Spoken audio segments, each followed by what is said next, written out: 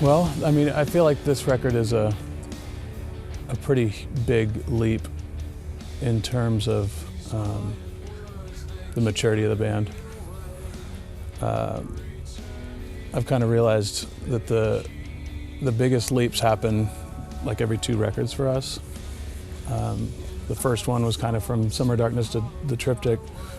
Felt like we took kind of a big stride into kind of what we were becoming. And each following record kind of felt like a part 2 of that.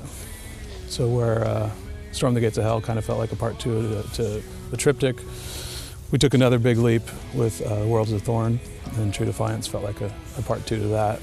So this feels like another leaping point, and it feels like probably one of the biggest strides forward in terms of just kind of honing our skill set. It's fulfilling to kind of try and push within what we do, to be a little more technical and a little more dynamic, playing with song structures, doing things that we haven't done before. This record kind of walks the line a little bit more in terms of styles, both going all the way kind of as mellow as we go and then finding this kind of middle ground. I found myself writing more songs that were somewhere in that middle ground this time.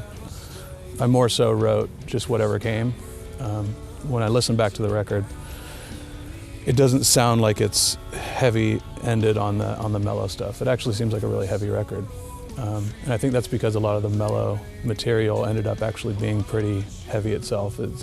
We maintained a riffy, guitar-heavy thing even in the mellower songs. So stylistically, it is a little different, but I think if you've kind of followed us through the journey of these 7 records, it's a very natural progression. Thematically, it's definitely a Demon Hunter record. Deals with a lot of the same themes and ideas that we've always dealt with. The world, the downfall of civilization, the human condition, eternity, all those kind of deep thought situations.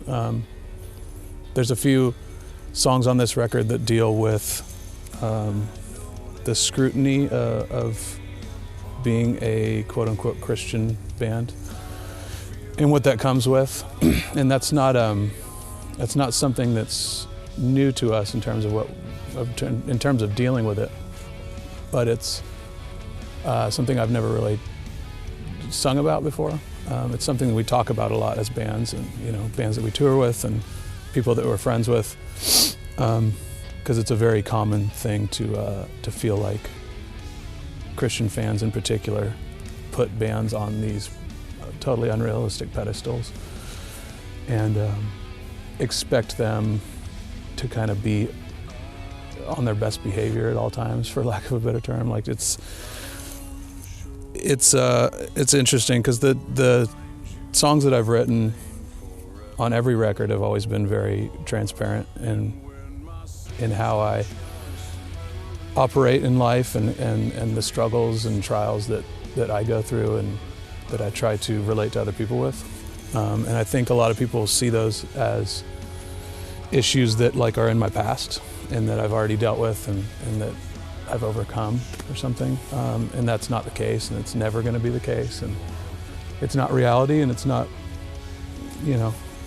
it's not what this whole thing's about. In Death it says, "Who do you think I am?" It's positioning myself as not necessarily a person to look up to, but more of a person to relate to.